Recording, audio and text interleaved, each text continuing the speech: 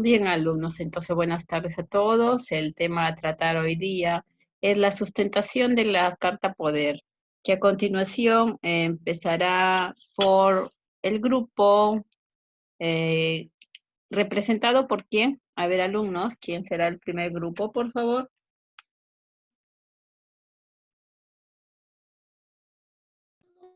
Nosotros queríamos exponer primero, pero todavía no están los de mi grupo.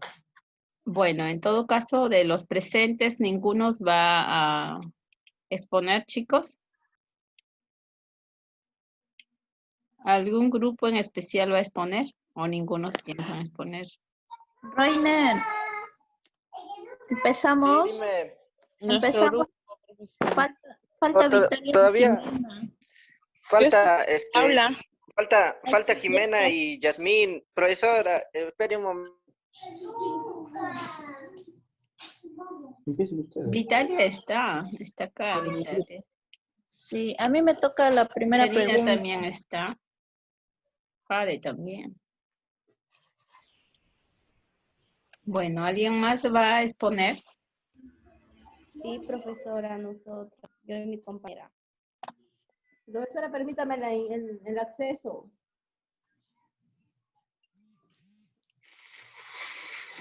De que yo estoy aceptando a todos. Profesora, ¿podemos empezar? Sí.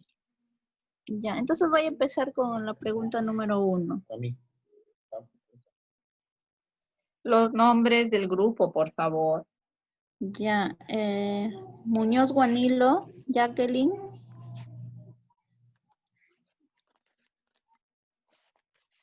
Camacho Ramos, Vitalia.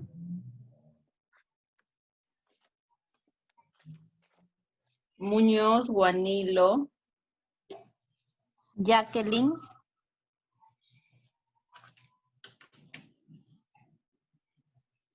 Ya. Camacho Ramos. Ya, muy bien. Concha Alvarado. Ya. Y Reiner, ¿verdad? Sí, Reiner y Yasmín. Yasmín, ¿qué es su apellido de Yasmín? Rosario Yupanqui. Yasmín. Ok. Está bien. Pueden empezar, chicos. Ya, profesora. La pregunta número 1 es, ¿qué es la Carta Poder? La Carta Poder es un documento que permite a una persona obrar en nombre de otra persona. Se trata de la delegación de poder de la persona que crea el documento, o sea, el interesado, a aquella otra persona que sería el representante, a quien decide otorgarle su poder a la hora de obrar. Es un documento de tipo privado, es decir, se extiende entre individuos para entender en cuestiones de índole privada. Gracias. Ya, profesora, buenas tardes. La pregunta número 2. ¿Qué tipos de carta poder existe? Está el poder especial, que es aquel que se refiere a bienes jurídicos concretos en los que las acciones a realizar aparecen detalladas, como por ejemplo la venta de un inmueble, un contrato laboral. Su formalidad requiere de la escritura pública, donde el notario deberá establecer y precisar los detalles y el alcance del poder. Dependiendo del alcance de la autorización se distingue. Ya, ahora sí, dependiendo del alcance de la autorización se distinguen también el poder general, que se utiliza para delegar trámites administrativos, actos jurídicos relacionados con el municipio, cobrar una pensión, etcétera, en el que la persona actúa en nombre y representación del otorgante. Gracias. Ahora la pregunta 3. ¿Cuáles son las formalidades de la Carta Poder? Son 3 formalidades. La primera se llama confirma localizada, que se utiliza para algunos tipos de trámites administrativos que tiene vigencia solo por 3 meses y suele requerir en el trámite que tenga un costo no superior a la media UIT. O sea que son 2.150 soles, ya que una UNIT equivale a 4.300. Y es apto para el cobro de pequeñas cantidades de dinero, que solo suele ser redactado por el otorgante sin necesidad de acudir al notario. Ya, profesora, buenas tardes. El poder fuera de registro. Se utiliza para gestiones administrativas y penales, así como delegar diferentes facultades para el cobro de dinero, siempre con el permiso de la entidad, pero no es válido para los trámites bancarios habituales. Las cantidades económicas relacionadas deben estar comprendidas en una media UIT y 3 UIT, o sea, 2.150 y 12.900. Poder por escritura pública, para que el representante o persona que acepte el poder pueda ejecutar diversos trámites, los incluidos en los dos ejemplos anteriores, además que superen las 3 UIT, tales como divorcios, alquileres, cobro de rentas, venta de inmuebles, terrenos, solares, donaciones, herencias, etc. Aunque es conveniente establecer un periodo de vigencia o de caducidad, este tipo de documento no suele tenerla. Un ejemplo típico de este poder es aquel que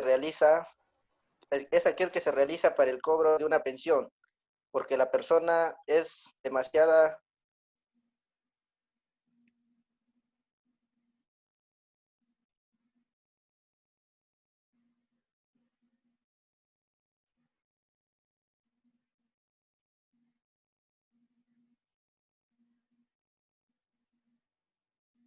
colegio de notarios. Doy paso a mi compañero.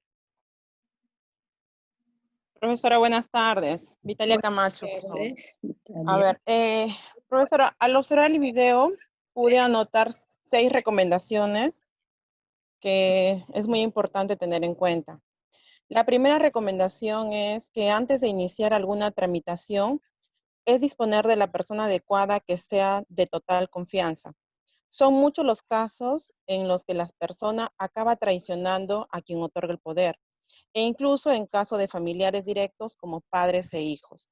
Dependiendo del alcance, se puede estar autorizando a la otra persona para realizar acciones que puedan acabar arruinando al interesado. Por ejemplo, vendiendo sus bienes e incluso incurriendo a nuevas deudas a su nombre. Segundo, conviene investigar las formalidades requeridas para realizar el trámite. En ocasiones es necesario presentar testigos. Otras veces será necesario realizar pagos, cobrar cheques, solicitar información o expedientes de algún tipo. Tercero, una vez redactado el documento, conviene verificar si las firmas coinciden con los documentos de identidad. También comprobar que los datos figuren de manera correcta, o cualquier información dudosa puede anular el valor del poder. Cuarto, cuando se trata de cuantías económicas superiores a 3 UITs, como es en el caso de compra-venta de viviendas, solares, bienes inmuebles de elevado valor, puede utilizarse la escritura pública que se registra en la Oficina de Registros Públicos. Quinto, las vigencias pueden durar hasta que el otorgante decida revocarlas. Es posible añadir cláusulas a la carta que delimiten el periodo de vigencia o establecer las fechas en que hasta cuándo pueda tener el valor. Sexto, el poder deja de ser válido si la persona otorgante fallece. Cualquier representación posterior se considera nula y fuera de legalidad. Gracias, profesor. Muy bien, chicos, ¿algún comentario? ¿Quién puede agregar a través de lo que han podido investigar la importancia de esta carta? ¿Por qué es importante? ¿En qué ocasiones sería importante?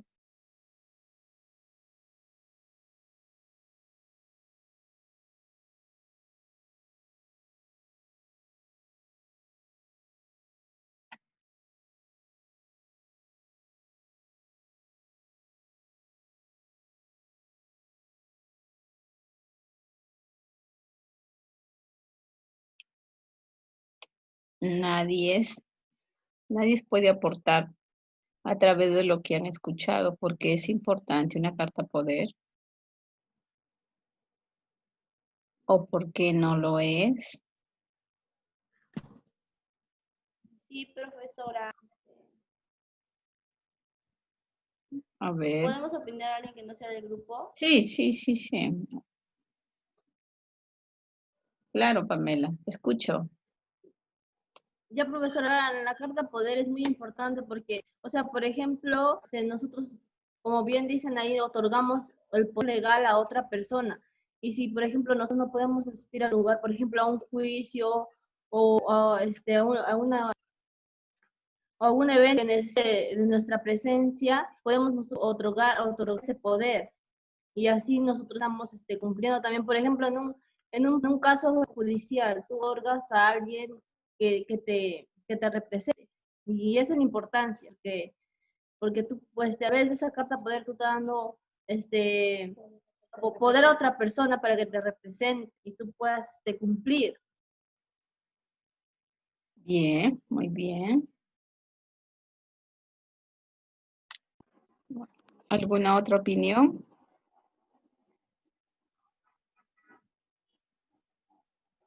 No, Profesora, profesora, quisiéramos.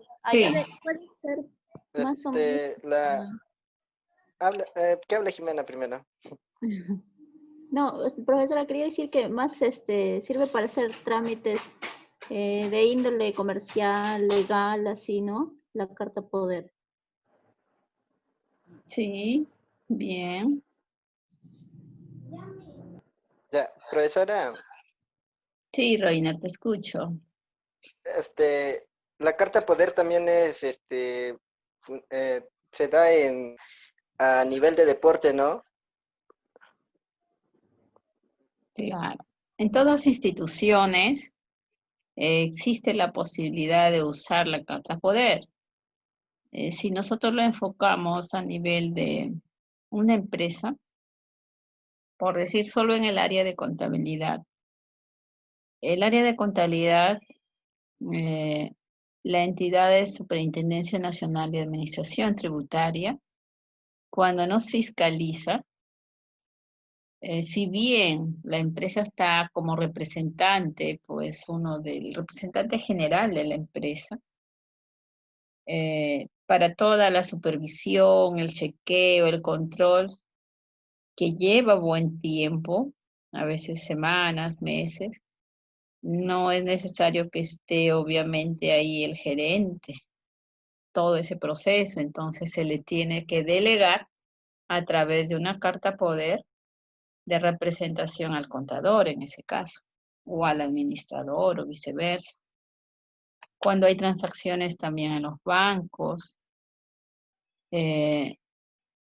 y otras transacciones de comprar activos, bienes, para todos esos trámites es muy importante. A veces también la empresa tiene juicios de que un cliente no nos pagó después de 6 meses, 8 meses, y le hace un proceso judicial, obviamente un abogado. También se le tiene que dar el poder al abogado para que represente las diligencias a la empresa, ¿no? Entonces, eso solo estoy hablando a nivel de una empresa comercial, del sector primario, secundario.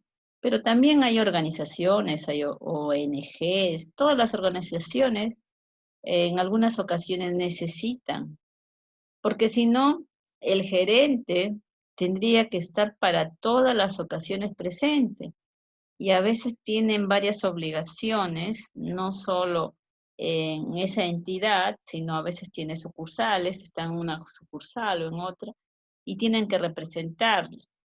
Y para representar a el gerente se necesita previamente una carta poder que tiene que ser previamente legalizada en el notario, y como una de las recomendaciones principales es que se tiene que tener presente, pues, a la hora que firman, el DNI, que la firma sea la real. Por eso, cuando todos esos documentos se hacen en el notario, es una de las funciones del notario que se encarga de verificar los nombres correctos, el DNI correcto, las firmas respectivas, hasta la huella. Eso solo estamos hablando a nivel de las operaciones más simples en una empresa, pero dentro de las operaciones también a veces se compran activos fijos muy elevados, como son tal vez volquetes, trailers, camionetas. Entonces, se tienen que tener poderes especiales, no solo eso de la compra de activos, también cuando se maneja dinero en la parte del área financiera, tiene la potestad de lograr obtener para la empresa algunos pagarés, algunos préstamos, algunos leasing, y para eso tiene que ser una carta poder mucho más explícita, detallada, para qué se está emitiendo, cuál es la finalidad, porque el problema es dar un poder amplio, ¿no? Porque puede traer muchas repercusiones. Se recomienda que el poder debe ser específico.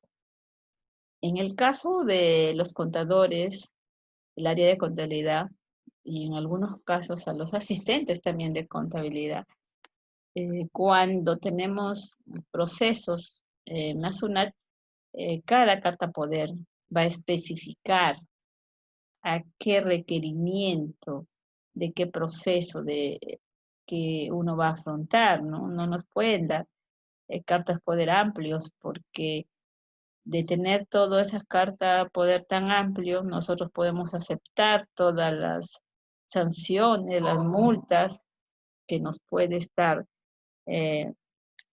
acotando SUNAT, ¿no? Entonces, una cosa es que sea una carta poder para la presentación de la información, de la documentación, ¿sí? Y tiene que tener su límite esa carta poder, para que no tengamos problemas futuros. Bien, entonces esa es una de las pocas participaciones que tiene, en la cual está inmerso la carta poder, y muchas otras transacciones también se cumplen a través de esta carta poder.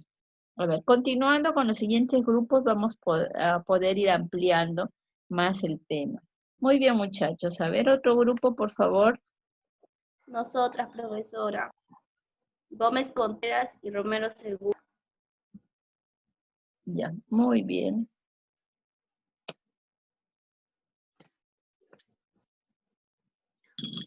Bueno, vamos a comenzar con la pregunta 1. ¿Qué es la carta poder? La carta poder es un documento que utilizamos para otorgar una facultad o poder a un tercero, para que este tercero pueda realizar algún tipo de trámite legal, administrativo, comercial, a nombre nuestro, así como otorgarle el poder de actuar en ciertas diligencias y efectuar acciones legales, financieras, entre otras. 2. ¿Qué tipo de carta poder existe? Comente cada uno de ellos. La carta poder simple. La carta poder es válida para un acto y sirve para que un representante del interesado pueda tramitar en Perú partida de nacimiento, visados, certificados de antecedentes penales y operaciones monetarias. Poder fuera de registro. El poder fuera de registro sirve para que un representante del interesado pueda tramitar en Perú cobro de sueldos y pensiones, solicitud de visados y pasaportes, autorizaciones de viaje y operaciones monetarias. Poder por escritura pública. Un poder otorgado por escritura pública sirve para realizar gestiones vinculadas con la transferencia de propiedad, muebles e inmuebles, actos judiciales, ventas de acciones, constitución de empresas, matrimonios, justificaciones de partida de nacimiento, entre otros actos de mayor importancia. Este poder es válido hasta su revocación mediante otra escritura pública. Ya, profesora. Y de ahí la tercera pregunta que dice, ¿cuáles son las formalidades de la Carta Poder? Bueno, según el decano del Colegio de Notarios de Lima, se dice que la Carta Poder se puede realizar desde casa, pero también para que pueda ser un documento legal, se debe realizar siempre ante un notario, con firma legalizada, poder fuera de registro, poder de escritura pública. Y bueno, y la 4 sería, ¿qué recomendaciones se deben tener en cuenta en la Carta Poder? Bueno, en la primera sería, antes de iniciar ninguna transmisión, es disponer de la persona adecuada, que sea de total confianza. Son muchos los casos con que la persona acaba traicionando a quien otorga el poder, incluso en casos de familiares directos como padres e hijos. La 2. Conviene investigar las formalidades requeridas para realizar el trámite. En ocasiones es necesario presentar testigos. Otras veces será necesario realizar pagos, cobrar cheques, solicitar información o expedientes de algún tipo. En la 3. Una vez redactado el documento, conviene verificar si las firmas coinciden con los documentos de identidad. También comprobar que los datos figuren de manera correcta.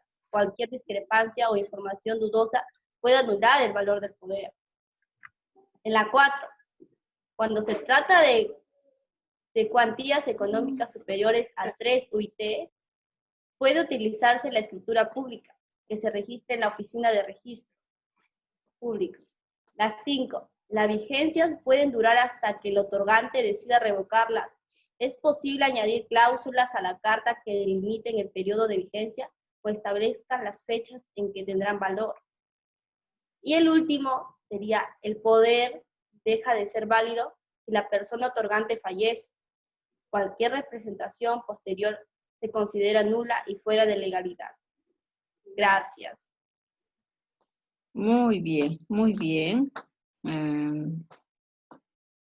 Justamente un aporte más de las alumnas que han expuesto.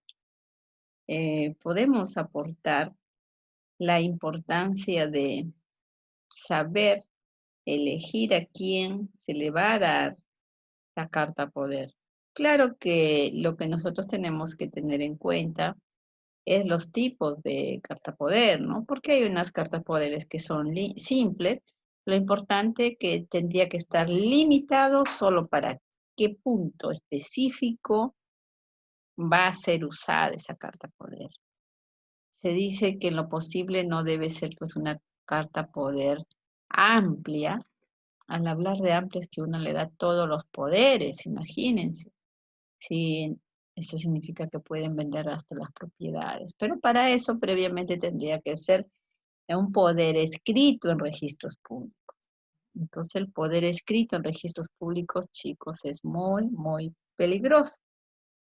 Entonces nosotros estamos aprendiendo acá la carta poder, no solo cómo nos sirve, que es necesario y útil en muchas ocasiones, tanto en la parte administrativa, contable, jurídica, de las empresas, sino también de las organizaciones y para nuestra vida propia también.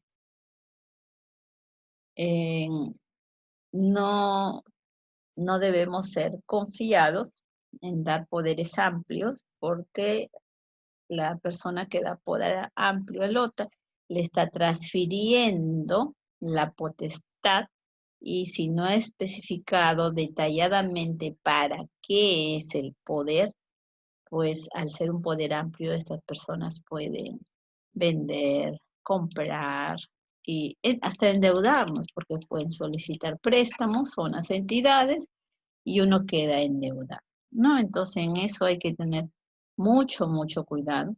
Y en cuanto a las empresas también es el cuidado que se que se tiene que tener. A ver, otro grupo, por favor. El de nosotros, profesora. Bien, ¿representado por quién el grupo, chicos? Gallardo Castillo y Chávez Meregildo. Gallardo, Castillo y Chávez Meregildo. A ver. Comienzo yo con la primera pregunta. Dice, ¿qué es la carta poder? La carta poder es un documento de tipo privado, suscrito por un otorgante y dos testigos, que guarda la apariencia y redacción de una carta informal y con una formalidad menor que la ostenta un poder notarial, a través de la cual el mencionado otorgante apoderará una determinada persona a la hora de realización de actos jurídicos en su nombre, es decir, asumirá en ello la presentación del otorgante. ¿Puedes subir un poquito tu volumen? No te escucho mucho. A ver. Ahora, Sí, un poquito más acércate a tu micrófono. ya. Dice, ¿qué tipo de carta de poder existe? Comente cada uno de ellos. La carta poder general se utiliza para delegar trámites administrativos, actos jurídicos relacionados con el municipio, cobrar una pensión, etcétera, en el que la persona actúa en nombre y representación del otorgante. Poder especial se refiere a bienes jurídicos concretos en los que los accionistas a realizar aparecen detalladas, como por ejemplo la venta de un inmueble, un contrato laboral. Su formalidad requiere de la escritura pública donde el notario deberá establecer y precisar los detalles y el alcance del poder. Sigue mi compañera. Sí, continúa, por favor. ¿Sí me escucha, profesora? Sí, sí. Ya. Formalidades de una carta poder. Confirma legalizada. Se utiliza para algunos tipos de trámites administrativos. Tiene vigencia por 3 meses y suele requerir que el trámite tenga un costo no superior a media UI. Poder fuera de registro para gestiones administrativas y penales, así como delegar diferentes facultades para el cobro de dinero. Poder por escritura pública, para que el representante o persona que acepte el poder pueda ejecutar diversos trámites, los incluidos en los 2 ejemplos anteriores y demás que superen las 3 UI, tales como divorcios, alquileres, cobros de renta, compra de venta de inmuebles, terrenos, solares, donaciones, herencia. Aunque es conveniente establecer un periodo de vigencia o de caducidad, este tipo de documento no suele tenerla.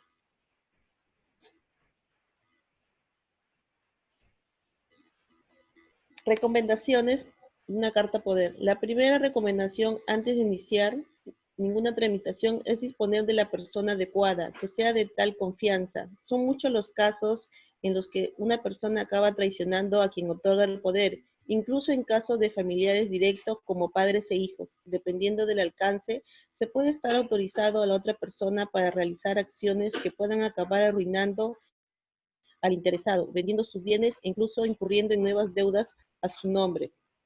2. Conviene investigar las formalidades requeridas para realizar el trámite. En ocasiones es necesario presentar testigos, otras veces será necesario realizar pagos, cobrar cheques, solicitar información o expedientes de algún tipo.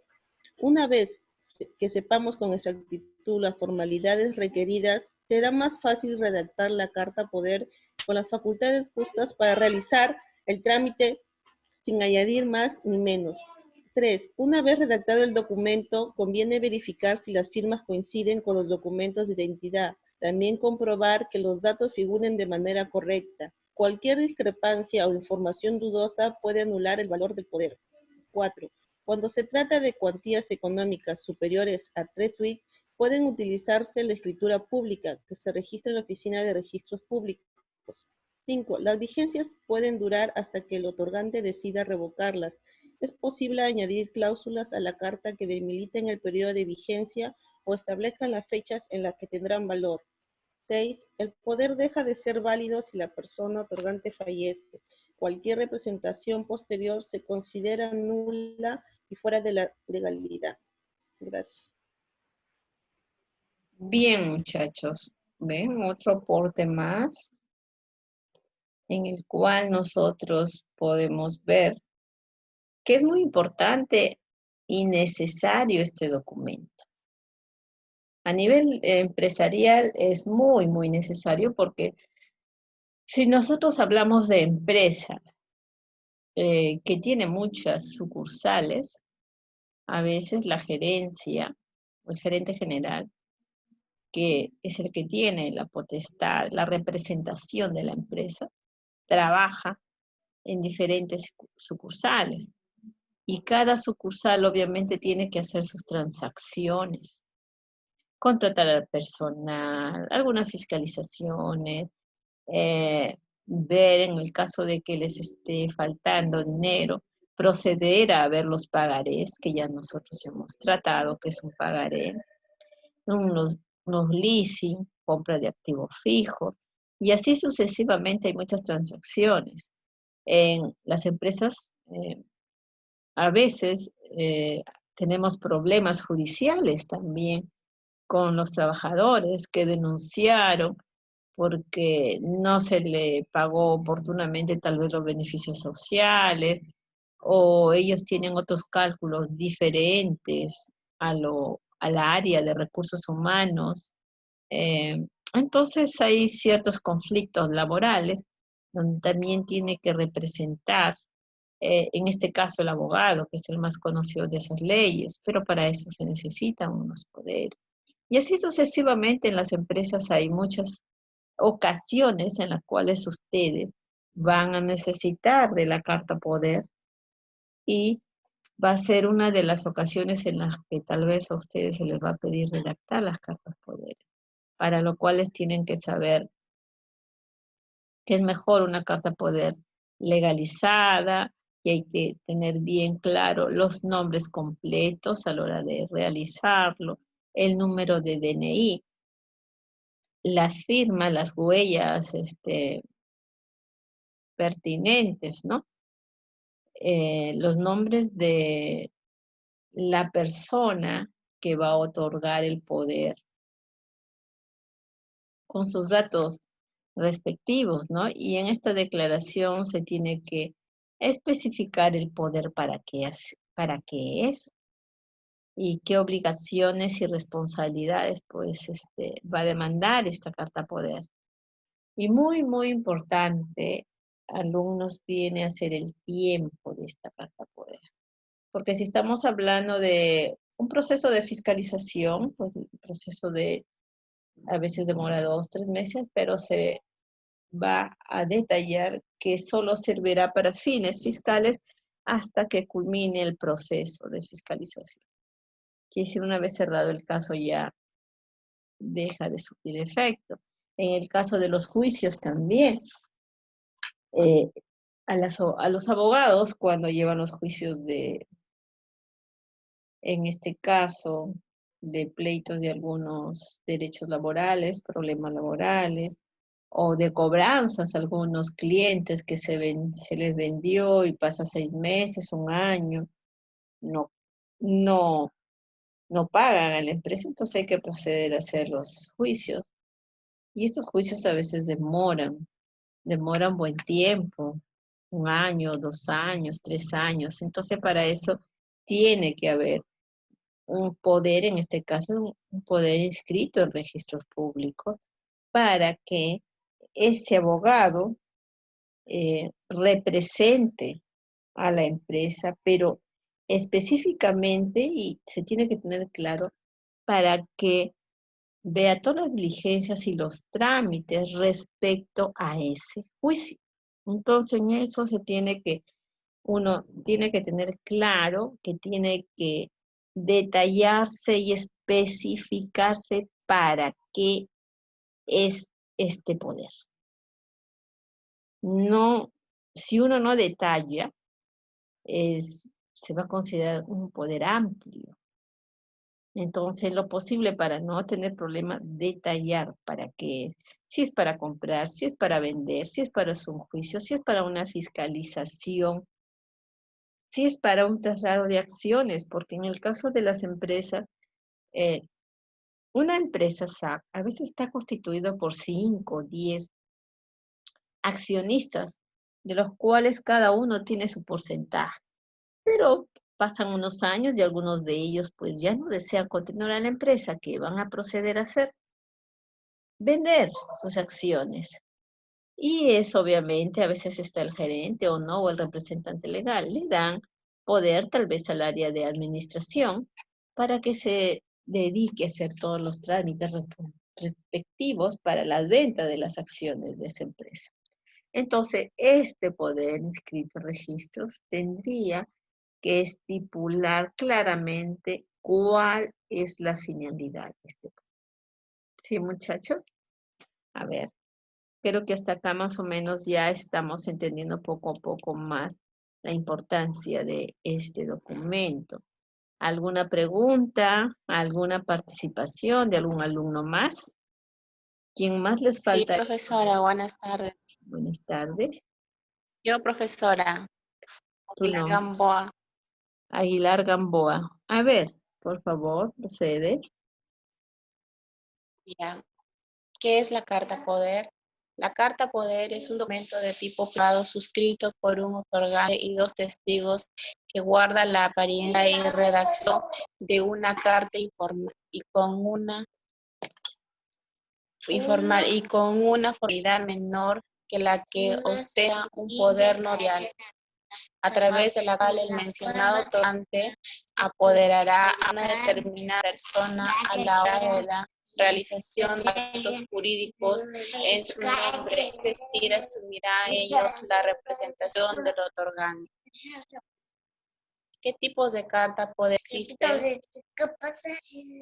Existen diferentes tipos de carta poder, sin embargo, en líneas generales, una es una herramienta fundamental para aquellas personas que por alguna razón no pueden realizar por ellas mismas trámite administrativo o jurídico. Define como un documento en el que se le otorga poderes específicos a un tercero capaz de llevar a cabo alguna diligencia en nombre del solicitante. ¿Cuáles son las formalidades de la carta poder? La carta poder es un documento a través del cual confiere mandato a otra persona para realizar algún trámite o gestión que por relevancia no requiere ser otorgada con las formalidades de una escritura pública. La carta poder debe incluir como esencial nombre completo, número de cédula, de identidad o pasaporte vigente, nacionalidad, estado civil, domicilio, profesión u oficio del mandante del mandatario. Debe ser especificar claramente los negocios, asuntos que se encargan al mandatario. Si no se especifican, no se entienden incluidos. Una vez recibido el borrador por el correo electrónico, se le ofrecerá una cita vía email o una vez recibido el borrador por correo electrónico para la firma del documento y se le informará el monto a pagar, el número de cuenta del consulado. El día de la cita debe traer un documento de identificación vigente y el comprobante de pago. Antes de firmar, se debe leer con atención y comprobar que no existan errores de ningún tipo. Cualquier error obliga a otorgar nuevo el poder que implica volver a pagar su costo. ¿Qué recomendaciones debe tener en la carta poder? La carta poder debe contener nombre completo, domicilio, otorgante y de quien recibe el poder. Para el caso de los testigos, solo nombres y firmas. La carta